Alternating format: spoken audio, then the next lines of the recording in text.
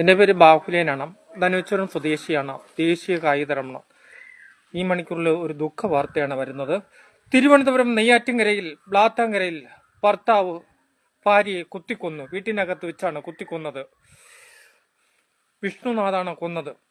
രാവിലെ 9 മണിക്കാണ് കൊന്നതെന്ന് നമുക്ക് മനസ്സിലാക്കാൻ കഴിഞ്ഞിരിക്കുന്നു. ഏറ്റവും പ്രധാനപ്പെട്ട വാർത്തയാണ് എൻ്റെ വാർത്ത നൽകുന്നത്. പാറശാല പോലീസ് ഇപ്പോൾ വിഷ്ണുനാഥനെ പിടിച്ചു കഴിഞ്ഞിരിക്കുന്നു. ചോദ്യം ചെയ്തു വരുന്നതായിട്ടും പറയുന്നുണ്ട്. മൃതദേഹം ഇപ്പോൾ വീട്ടിലുണ്ട്. അല്പമുള്ള തന്നെ ആശുപത്രി കൊണ്ടുപോകുന്നതിന് നമുക്ക് മനസ്സിലാക്കാൻ സാധിക്കുന്നുണ്ട്. ഏറ്റവും പ്രധാനപ്പെട്ട വാർത്തയാണ്, ദുഃഖമായ ഒരു വാർത്തയാണ് നൽകുന്നത്. ഇവർ നേരത്തെ പ്രശ്നം വീട്ടിൽ പല ദിവസവും പ്രശ്നം നടക്കുന്നതായിട്ട് തന്നെ നമുക്കിപ്പോൾ അറിയാൻ സാധിച്ചു കഴിഞ്ഞിരിക്കുന്നു.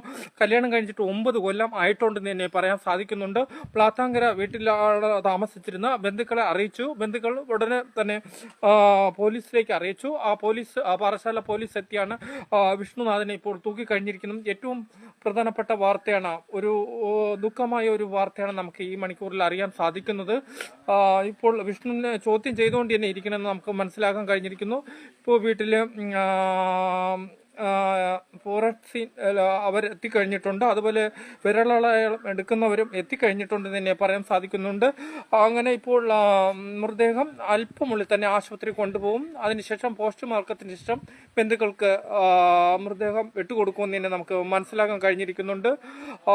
32 വയസ്സുള്ള യുവതിയാണ് കൊന്നതെന്ന് നമുക്ക് മനസ്സിലാക്കാം. വീട്ടിനകത്ത് മുറിയിൽ വെച്ചാണ് കുത്തിക്കൊന്നതെന്ന് നമുക്ക് പറയാൻ സാധിക്കുന്നുണ്ട്.